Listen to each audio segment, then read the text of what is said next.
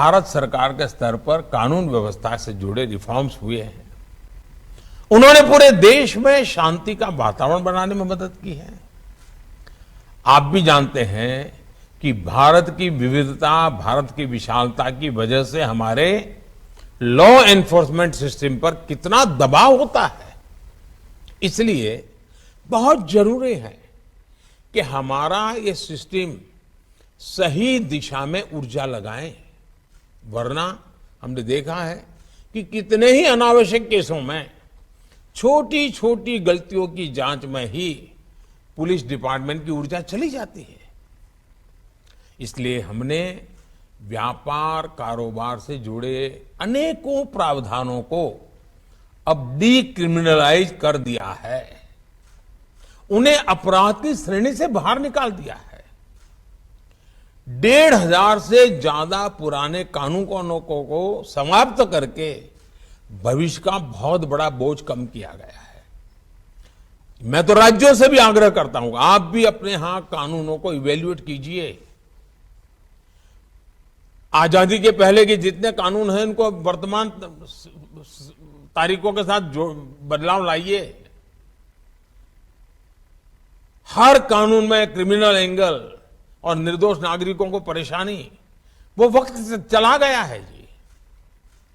साथियों, सरकार को अब जैसे स्वामित्व योजना, ये स्वामित्व योजना के तहत देश के गांवों में ड्रोन टेक्नोलॉजी के माध्यम से प्रॉपर्टी कार्ड वितरित कर रहे हैं। वो भी जमीन से जुड़े विवादों को कम करेंगे, झगड़े खत्म होंगे गांव के। वरना गांव की समस्या ज्यादातर 1 फुट जमीन इसने ले ली, उसी में से बड़े बड़े झगड़े हो जाते हैं। साथियों, परोक्ष और अपरोक्ष रूप से किए गए ऐसे अनेक प्रयासों से लॉ एनफोर्समेंट एजेंसियों को भी अपनी प्राथमिकता तय करने में बहुत मदद मिली है। लेकिन हमने जब पूरे कैनवास पर चीजों को रख करके अपनी स्ट्रेटेजी में बदलाव नहीं करेंगे, 20, 30, 50 साल पुरानी पद्धतियों से चलेंगे, तो शायद इन चीजों का फायदा नहीं मिलेगा। बीते वर्षों में केंद्र सरकार द्वारा बनाए गए कानूनों ने भी कानून व्यवस्था को मजबूत किया है। आतंकवाद हो, हवाला नेटवर्क हो, भ्रष्टाचार हो, इस पर आज देश में अभूतपूर्व शक्ति दिखाई जा रही है। लोगों में विश्वास पनपने लगा है। यूएपीए जैसे कानूनों ने आतंकवाद के खिलाफ एक निर्णायक लड़ाई में व्यवस्थाओं को ताकत दी है। यानी एक तरफ हम देश के लॉ एनफोर्समेंट सिस्टम का उसकी क्षमता बढ़ा रहे हैं, तो दूसरी तरफ उन पर अनावश्यक बोझ को भी हटा सके। साथियों, एक और विषय हमारे देश की पुलिस के लिए महत्वपूर्ण है।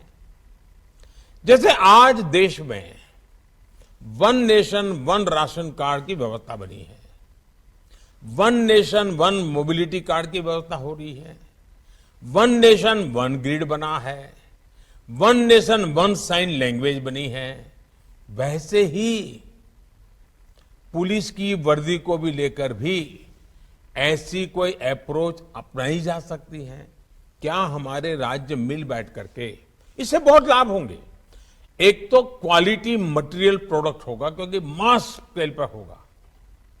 कैप होगी तो करोड़ों में कैप की जरूरत पड़ेगी, बेल्ट चाहिए तो करोड़ों में चाहिएगा। और देश का कोई भी नागरिक कहीं पर भी जाएगा, देखते ही उसको पता चले हाँ ये पुलिस वाला है।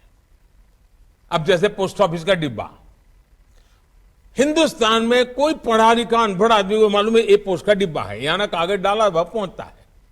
एक पहचान होती है। हमारे लिए भी आवश्यक है कि हमारे देश के पुलिस बेड़े में हम सोचें, साथ मिलकर के सोचें, कोई किसी पर थोपने की जरूरत नहीं है। एक इवॉल्व करें, आप देखिए बहुत बड़ा लाभ होगा और एक दूसरे की ताकत में इजाफा होगा। 1 नेशन 1 पुलिस यूनिफॉर्म, हाँ उस राज्य का एक टैग हो सकता है, उस राज्य का एक नंबर हो सकता है, लेकिन पहचान कॉमन बने, इस पर सोचा। मैं एक विचार के रूप में रख रहा हूं, न मैं कहीं आपसे आग्रह भी करता हूं, मैं सिर्फ एक विचार रखता हूं और विचार पे चर्चा कीजिए। कभी ठीक लगे 5 साल 50 साल 100 साल के बाद भी उपयोगी लगेगा तो जरूर देखिए। उसी प्रकार से अलग अलग प्रकार की पुलिस के नए नए विभाग शुरू हुए हैं, एक्सपर्टाइज आई है। अब हम देखिए, दुनिया में टूरिज्म का बहुत बड़ा मार्केट है। भारत में टूरिज्म की संभावना बहुत बढ़ रही है। विश्व से बहुत बड़ी मात्रा में टूरिस्टों का भारत में आने का प्रवाह बढ़ना ही बढ़ना है। आज दुनिया में कई देश जो टूरिज्म के क्षेत्र में बहुत आगे हैं, वहां टूरिज्म के लिए काम करने वाली पुलिस बनाई जाती है, उनकी ट्रेनिंग अलग होती है, उनको लैंग्वेजेस भी सिखाई जाती है, उनके बिहेवियर पूरी तरह चेंज होता है। और यात्रियों को भी, विदेश के टूरिस्टों को भी पता होता कि भाई ये मदद करने के लिए पुलिस की व्यवस्था है। और वो पुलिस होने के कारण वो पुलिस एनफोर्समेंट जो इंस्टीट्यूट्स हैं उससे भी बड़े आसानी से संकलन कर पाता है। कभी न कभी हमें हमारे देश में इस विधा की एक्सपर्टाइज को डेवलप करना ही पड़ेगा, ताकि भारत में ये जो और टूरिज्म विश्व भर से आने वाला आदमी, एक पूंजी निवेश के लिए आने वाला और टूरिस्ट में आने वाले में बहुत फर्क है। टूरिस्ट तुरंत आपका एम्बेसडर बन जाता है, अच्छी चीज भी वही दुनिया में ले जाएगा, बुरी चीज भी वही दुनिया में ले जाएगा। पूंजी निवेश जो करता है उसको इस काम में कई समय लग जाता है अगर गलत हो गया तो, लेकिन टूरिस्ट तो 2 दिन में ही खबर पहुंचा देता है, यार भाई यहां तो ये हाल है। और इसलिए आज भारत में भी मिडिल क्लास का बल कितना बढ़ रहा है, टूरिज्म को लेकर के बहुत बदलाव आ रहा है। अब टूरिज्म और ट्रैफिक नई समस्या आ रही है। अब हम एडवांस में नहीं सोचेंगे, ऑल्टरनेट नहीं सोचेंगे, तो वही टूरिज्म के हमारे सेंटर तो कोई बदलने वाले नहीं है। हम कहें कि नहीं अब शिमला नहीं वहां जाइए, तो ये तो होने शिमला, जिसको जाना है शिमला ही जाएगा, नैनीताल जाना है वो नैनीताल ही जाएगा, श्रीनगर जाना है वो श्रीनगर जाएगा, गुलबर्ग जाना है वो गुलबर्ग जाएगा। हमें व्यवस्थाओं को विकसित करना होगा। साथियों, हमने देखा है कोरोना के समय में जब पुलिस के लोग अपने क्षेत्र के लोगों को फोन करके पूछते थे, और खास करके मैंने देखा है कुछ शहरों में सीनियर सिटीजन के लिए पुलिस में जो बड़ी आयु के लोग हैं, जिनसे अब ज्यादा मजदूरी करवाना, उनके साथ भी अत्याचार है, उन्होंने स्वेच्छा से ऐसे काम लिए हैं। और वे सीनियर सिटीजन्स को लगातार पूछते हैं ठीक होना, कहीं बाहर तो जाने वाले नहीं होना, घर बंद करके जाने वाले नहीं होना। इसके कारण नागरिकों का जो कॉन्फिडेंस बढ़ता है वो एक प्रकार से आपकी ताकत बन जाता है। इस चीज को हम जितना ज्यादा उपयोग कर सकते हैं, प्रोफेशनल वे में कर सकते हैं, और पूरी तरह जीवंतता हो, संवेदनशीलता हो। आप देखिए समाज जीवन में ये फोन आपका सप्ताह में अगर किसी सीनियर सिटीजन को जाता है, वो महीने भर दुनिया को कहता रहता है कि भाई पुलिस थाने से हर बिल्कुल फोन आ जाता है, हर बुधवार को पूछ लेते हैं मेरी कोई दिक्कत है नहीं। इन चीजों की बहुत बड़ी ताकत होती है। जो परसेप्शन की लड़ाई है ना, ये आपके सारे परसेप्शन बनाने वाले लोग हैं। हमें एक और काम की तरफ बहुत सजग होने की जरूरत है जी। टेक्नोलॉजिकल इंटेलिजेंस, इसका अपनी एक ताकत है, उसका उपयोग है, लेकिन हम ह्यूमन इंटेलिजेंस को नकार नहीं कर सकते हैं। उस विधा को पुलिस डिपार्टमेंट ने आज से 100 साल, कितनी टेक्नोलॉजी बदल जाए, 100 साल के बाद उसकी जरूरत पड़ने वाली है। उस इंस्टीट्यूट को जितनी ताकतवर बना सकते हैं बनाइए। उसमें जो सामर्थ्य है, उसकी जो नजरें हैं, वो उसकी जो बातचीत में से जो पकड़ के ले आता है, ये आपकी बहुत बड़ी ताकत होती है। और अगर दोनों क्षेत्रों में ताकत है, फिर तो आप चीजों को बहुत आसानी से कल्पना कर सकते हैं। ये संभावना है, 10 दिन के बाद ये संभावना दिखती है, ये चल रहा है, चलो हम देखते हैं, यहां कुछ लोग आते हैं जाते हैं, कुछ हो रहा है, तुरंत पता चलेगा। और मैं समझता हूं इसके कारण हमारी व्यवस्थाएं बहुत चुस्त हो जाएगी, जो 50 बार क्राइम करने वालों को सोचने के लिए मजबूर करेगी। साथियों में एक और बात भी समझनी है आज वैश्विक स्तर पर भारत जितनी तेजी से आगे बढ़ रहा है, उतनी ही तेजी से भारत की चुनौतियां भी बढ़ने वाली है। पहले वो उपेक्षा की वृत्ति होती है, फिर उसका जरा मजाक उड़ाने की वृत्ति बनती है, फिर भी आप आगे बढ़ते हैं तो फिर थोड़ी कंपटीशन का भाव आ जाता है, प्रतिस्पर्धा आ जाती है, फिर भी आगे बढ़ते हैं तो दुश्मनी का रंग ले लेती है। विश्व की बहुत सारी ताकतें होगी जो नहीं चाहेगी कि उनके देश के संदर्भ में भारत कुछ सामर्थ्यवान बने। फलाने विषय में उनकी एक्सपर्टाइज है, उसमें भारत न घुसे। फलानी प्रोडक्ट उनकी बपौती हैं, अगर उसमें भारत प्रोडक्शन में चला गया तो मार्केट भारत कब्जा कर लेगा। भारत बहुत बड़ा बाजार है, भारत खुद बनाने लग जाएगा तो फिर तो हमारा माल कहां जाएगा। कई प्रकार की चुनौतियां आने वाली हैं जी, और वो चुनौतियां दुश्मनी का रूप लेते देर नहीं जाती है। और इसलिए हमें हमारे इन सारी चैलेंजेस को हमें समझना है, और ये सहज है। किसी को हमसे कोई हमारा बुरा करना है नहीं, मनुष्य का स्वभाव है। आपके यहां भी 2 अफसर होंगे तो लगता है कि हाँ यार ये आगे चलकर इसकी क्यों प्रमोशन हो जाएगा, मैं तो रह जाऊंगा, तो फिर उनका 10 साल पहले ही तू शुरू हो जाता है। वैसा हर जगह पे होता है भाई। और इसलिए मैं कहता हूं कि हम थोड़ा दूर का सोच करके हमारे सामर्थ्य को, प्रोटेक्टेड एनवायरनमेंट, प्रॉपर मैसेजिंग, इसके लिए आवश्यक बारीकियों, तो पहले की लॉ एंड ऑर्डर और आज की चुनौतियों में बहुत बड़ा फर्क आने वाला है। पहले का तो बरकरार रखना ही पड़ेगा, नए को लिए भी हमने अपने आप को तैयार करना पड़ेगा। हमें देश के विरोध में जो ताकतें खड़ी हो रही है, जिस प्रकार से हर चीज का उपयोग किया जा रहा है, सामान्य नागरिक की सुरक्षा के लिए, लॉ अबाइडिंग सिटीज के अधिकारों के लिए, ऐसी किसी भी नकारात्मक शक्तियों के खिलाफ कठोर से कठोर बर्ताव ही हमारी जिम्मेवारी है। कोई उदारता नहीं चल सकती है जी, क्योंकि आखिरकार जो लॉ अबाइडिंग सिटीजन है, जो कानून को मानने वाला व्यक्ति है, वो कहां जाएगा भाई।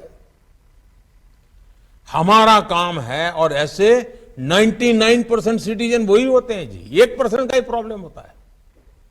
हमें उन 99 को विश्वास दिलाने के लिए उन 1% के प्रति जरा भी उदारता बरतने की जरूरत नहीं है। साथियों, सोशल मीडिया की शक्ति को हमें काम करके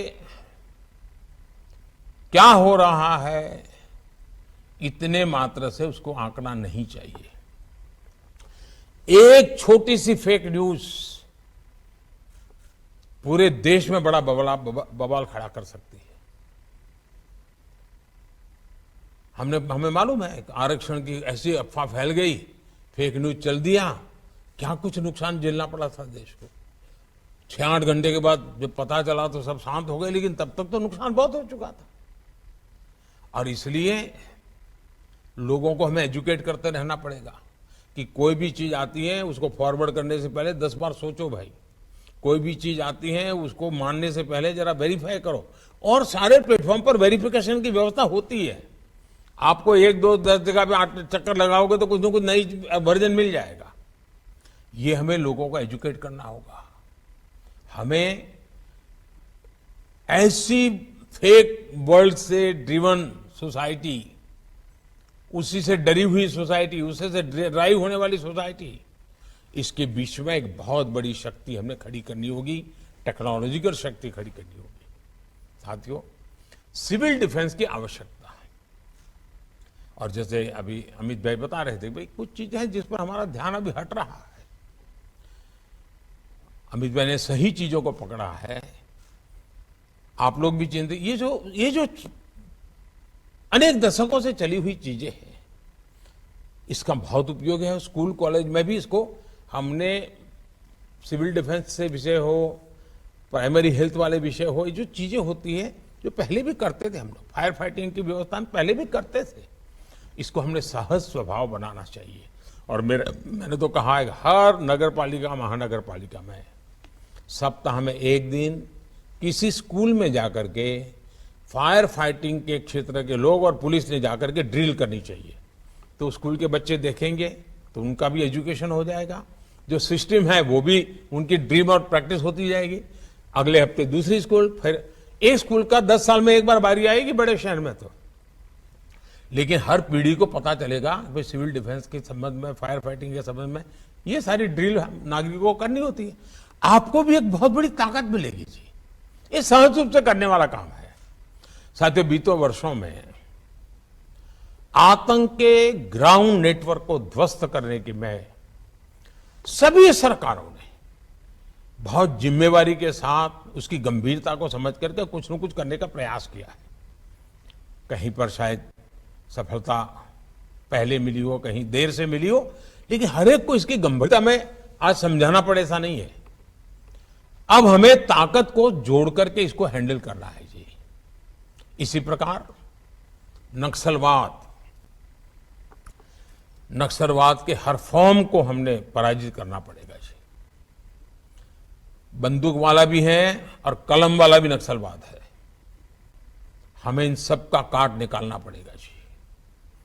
हमारी युवा पीढ़ी को भ्रमित करने के लिए ऐसी बचकाना बातें कर करके चल पड़ते हैं लोग, और इतना नुकसान देश को हो रहा है और आने वाले दिनों में कोई संभाल नहीं पाएगा जी।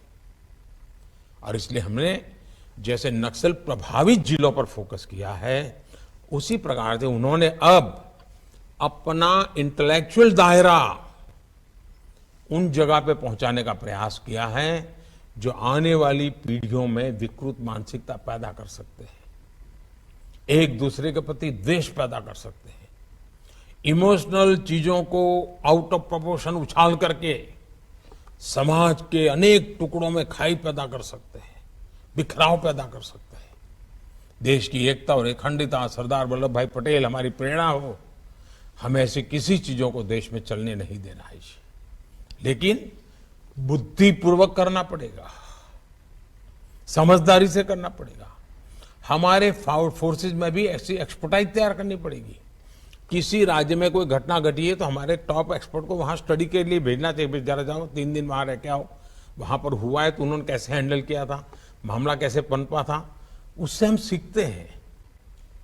सीखने के लिए हमने लगातार कोशिश करनी चाहिए। और जो इस प्रकार की दुनिया वाले लोग हैं, वो उनको अंतर्राष्ट्रीय स्तर पर से भी बहुत मदद मिल जाती है और वो इसमें चतुर होते हैं। और उनका चेहरा मोहरा इतना बड़ा सात्विक दिखता है, इतना बड़ा संविधान और कानून की भाषा में ही बोलते हैं, प्रवृत्ति कुछ और करते हैं। इन सारी चीजों को दूध का दूध और पानी का पानी ये समझने की ताकत हमारे सिक्योरिटी सामर्थ्य में होनी चाहिए जी। हमें स्थायी शांति के लिए तेजी से आगे बढ़ना बहुत जरूरी है। साथियों,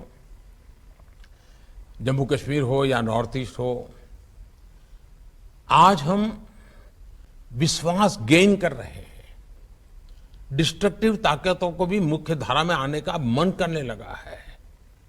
और जब हम विकास उनको नजर आता है, इंफ्रास्ट्रक्चर दिखता है, उनकी अपेक्षाएं पूरी हो रही हैं, तो वे भी अब शस्त्रों को छोड़ करके साथ चलने के लिए तैयार हो रहे हैं। उसी प्रकार से बॉर्डर और कोस्टल एरिया में हमें विकास की ओर देखना होगा।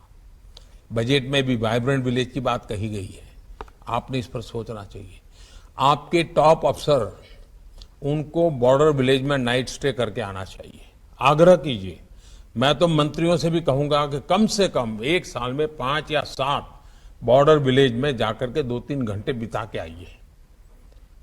चाहे वो किसी स्टेट का बॉर्डर विलेज हो या इंटरनेशनल बॉर्डर विलेज हो, आपको बहुत कुछ बारीकियों का पता चलेगा। साथियों, हथियार, ड्रग, ये सारी जो तस्करी चल रही है, ड्रोन्स में एक नया संकट घुसा हुआ है। हमें हमारे बॉर्डर और कोस्टल, उनकी ये संकलन बहुत जरूरी है।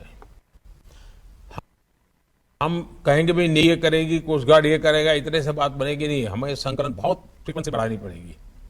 मुझे विश्वास है कि अगर हम मिलकर एक राष्ट्रीय परिप्रेक्ष्य के साथ आगे बढ़ेंगे तो हम हर चुनौती हमारे सामने बोनी सिद्ध हो जाएगी और चीजों को हैंडल करने की हमारी ताकत भी बढ़ जाएगी। मुझे विश्वास है कि शिविर में जो चर्चा होगी उसमें से कोई न कोई एक्शनेबल पॉइंट निकलेंगे, एक कलेक्टिव रोडमैप बनेगा। हर राज्य साथ मिलकर के काम करना पड़ेगा। ये तेरा क्षेत्र है, ये मेरा क्षेत्र है, तेरा अधिकार है, मेरा अधिकार है। अगर हम उसमें उलझे रहेंगे तो उसका सबसे ज्यादा फायदा समाज विरोधी ताकतें, कानून को जो मानते नहीं हैं, वो इस अव्यवस्था का भरपूर फायदा उठा सकते हैं। इसलिए हमारे बीच समझदारी, संकलन, विश्वास और बड़ा प्रोफेशनल होना चाहिए जी। और ये जिम्मेवारी हमारे कैडर्स की है, बहुत बड़ी जिम्मेवारी है। अगर मुझे विश्वास है हम साथ मिलकर के करेंगे तो हम जो चाहते हैं वैसा परिणाम प्राप्त कर सकेंगे। और देश के लिए जो अवसर आया है उस अवसर को पहली नजर में ताकत यूनिफॉर्म फोर्सेस से आती है जी। विश्वास का एक कारण यूनिफॉर्म फोर्सेस बन जाता है। हम उसको जितना ज्यादा ताकतवर बनाएंगे, जितना ज्यादा बहुत विजन के साथ काम करने वाला बनाएंगे, जितना ज्यादा नागरिकों के प्रति संवेदनशील बनाएंगे, बहुत लाभ होगा। कुछ सुझाव मैंने डीजीपी कॉन्फ्रेंसिस में कही है। मैं सभी मुख्यमंत्री और गृह मंत्री से आग्रह करूंगा कि डीजीपी कॉन्फ्रेंस एक बहुत ही अच्छी इंस्टीट्यूशन के रूप में विकसित हुई है। खुलकर के चर्चा होती है और उसमें पॉलिटिकल एलिमेंट जीरो होता है। उसमें से जो बातें निकलती है, मैं सभी गृह विभाग के मेरे सचिव जो रहते हैं वो आईएएस कैडर के होते हैं और हमारे जो पॉलिटिकल फील्ड के लोग जो चुन करके आकर के सरकार चलाते हैं। डीजीपी कॉन्फ्रेंस में जो बातें हुई उनसे पूरा ब्रीफिंग लेना चाहिए। उसमें एक्शनेबल पॉइंट को हमें अपने राज्य में तुरंत लागू करना चाहिए, तब जाकर के फायदा होगा। हमें डीजीपी कॉन्फ्रेंस से तो एक मीटिंग हो गई थी, हमारे साहब होकर के आ गए हैं, ये नहीं है जी। ये एक देश की सिक्योरिटी को लेकर के काम करें। अब जैसे एक सुझाव आया था कि भाई हमारे पुलिस के लिए रहने के घर, अब मैंने एक सुझाव दिया था कि खास करके बड़े शहरों में जो पुलिस थाने हैं या पुलिस स्टेशन है, आप जरा सोचिए कि उसमें से कुछ मल्टी स्टोरीड बन सकता है क्या? नीचे थाना चला रहेगा, लेकिन अगर ऊपर 20 मंजिला मकान बना दिया और क्वार्टर बना दिए रहने के लिए, तो उस इलाके के जितने पुलिस वाले हैं उनके लिए घर वहीं मिल जाएगा। ट्रांसफर हो जाएगी तो वो खाली करके चला जाएगा, तो जो आएगा उसको वही मकान मिल जाएगा। तो पुलिस को आज शहर के बाहर 25 किलोमीटर दूर घर मिलता है, उसको आने जाने में 2-2 घंटे लगते हैं। हम जमीन का भी ज्यादा उस राज्य से बात कर सकते हैं, उस कॉरपोरेशन से बात कर सकते हैं, जरा उसको हाई राइज के लिए भी फायदा हो, और ऊपर भी हम सिक्योरिटी के लिए व्यवस्थाएं ऑर्गेनाइज कर सकते हैं, हम चीजों को देखने के लिए व्यवस्थाएं ऑर्गेनाइज कर सकते हैं। यानी स्टैंड एलोन एक छोटा पुलिस थाना है, उसके बजाय आधुनिक पुलिस थाना भी बन जाएगा और उसी के ऊपर 20-25 मंजिला मकान बन करके रहने के लिए घरों की व्यवस्था हो जाएगी। और मैं जरूर मानता हूं बड़े शहर में 25-50 थाने तो ऐसे जरूर मिल सकते हैं कि जहां इस प्रकार के डेवलपमेंट की संभावना है बहुत, क्योंकि बड़े शहरों में 20 किलोमीटर 25 किलोमीटर बाहर जाना पड़ रहा है पुलिस के क्वार्टर बनाने के लिए। और उसमें देखा होगा, अब जैसे अभी अमित भाई बता रहे थे कि भाई बजट जो देते हैं वो अब उपयोग नहीं हो रहा है, जितनी मात्रा में खर्च होना चाहिए नहीं हो रहा है। अब भारत सरकार में एक ऐसी स्थिति शुरू हुई है कि मुझे बार बार आग्रह करना पड़ता है कि जिस काम के लिए तय किया है उन बजट को उस काम के लिए उपयोग करो और समय सीमा में करो। आज पैसे खर्च नहीं कर पा रहे हम लोग। हमारे देश में इस स्थिति में नहीं चाहिए, हमें अपनी ताकत बढ़ानी होगी जी, हमारा सामर्थ्य बढ़ाना होगा, निर्णय शक्ति को बढ़ाना पड़ेगा, तब जाकर के इन धन का सही उपयोग समय सीमा में कर पाएंगे। और जब समय सीमा में धन का उपयोग होता है तो वेस्टेज तो बचता ही बचता है, हमें लाभ होता है। एक और मेरे विषय है आपका, मैं चाहता हूं सभी राज्य के पुलिस और भारत सरकार का पुलिस जो हमने स्क्रैपिंग पॉलिसी लाए हैं उसका स्टडी कीजिए और आपके जितने पुराने व्हीकल हैं एक बार उनको स्क्रैप करने की दिशा में आप आगे बढ़िए। पुलिस के पास व्हीकल पुराना नहीं होना चाहिए क्योंकि उसकी एफिशिएंसी से जुड़ा हुआ विषय है। उससे कारण दो फायदे होंगे। जो स्क्रैपिंग की बिजनेस में आने वाले लोग हैं उनको एश्योरेंस मिल जाएगा कि भाई फलाने राज्य में 2000 व्हीकल स्क्रैपिंग के लिए ऑलरेडी उन्होंने आइडेंटिफाई कर दिए, चलो मैं एक यूनिट लगा देता हूं रिसाइकल का, सर्कुलर इकोनॉमी का काम हो जाएगा। और हम अगर 2000 व्हीकल वहां जाए तो जो नए व्हीकल बनाने वाली कंपनियां भी आ जाएगी कि भाई आप अगर 2000 व्हीकल हमारे साथ लेते हैं तो हम रेट इतना कम करेंगे, हम क्वालिटी में आपको जो चाहिए करके देंगे। इतना बढ़िया पैकेज बन सकता है जी। सभी हमारे पुलिस के पास आधुनिक से आधुनिक व्हीकल आ सकते हैं। हम उस पर सोचें और मैं चाहता हूं कि मिनिस्टर खुद बुलाएं ऐसे जो स्क्रैपिंग की दुनिया में अच्छा काम कर सकते हैं। उनको कहीं भी हम चलो जमीन देते हैं आपको, आप एक स्क्रैपिंग के लिए यूनिट रिसाइकल के यूनिट लगा दीजिए, हम पहले पुलिस वाले व्हीकल दे देंगे आपको, हम पुलिस के लिए नए व्हीकल ले लेंगे। ये बहुत जरूरी है जी। भारत सरकार के भिन्न भिन्न यूनिट भी अपने पुराने सारे कूड़ा कचरा निकाल देते हैं और नए, तो हमारी एनवायरमेंट एफिशिएंसी सब में फर्क आएगा। तो ऐसी छोटी छोटी चीजों पर भी अगर आप कुछ निर्णय करके निकलेंगे और उसको समय सीमा में लागू करेंगे, आप देखिए आप लोगों को तो सुरक्षा देंगे, आप देश के विकास में भी बहुत बड़े भागीदार बन जाएंगे। और मुझे पूरा विश्वास है कि जिस गंभीरता से इस मीटिंग को आप लोगों ने लिया है और विशेष करके इतनी बड़ी संख्या में मुख्यमंत्रियों का आकर के इस मीटिंग में बैठना, सचमुच में तो जब मैंने आपको देखा है तो मेरा मन करता है मुझे वहां आपके बीच में होना चाहिए था, लेकिन पहले से कुछ कार्यक्रमों का इतना प्रेशर रहा है कि मैं नहीं आ पाया। लेकिन जब इतने सारे माननीय मुख्यमंत्री जी आते हो तो एक प्रधानमंत्री का स्वाभाविक मन कर जाता है कि जरा आपके बीच बैठूं, मैं भी आपके साथ चाय पान करते करते काफी बातें करूं, लेकिन मैं नहीं कर पाया। इस बार गृह मंत्री जी आपके साथ बात कर रहे हैं, वो जो भी विषय आप चर्चा करेंगे मुझ तक जरूर पहुंचेगा और मेरे हिस्से में जो जिम्मेवारी होगी मैं सभी मुख्यमंत्रियों को, सभी गृह मंत्रियों को विश्वास दिलाता हूं कि आपकी आशा अपेक्षा पर खरा उतरने के लिए भारत सरकार भी उतना ही प्रयास करेगी। मेरा आप सबको बहुत बहुत धन्यवाद, बहुत बहुत शुभकामनाएं।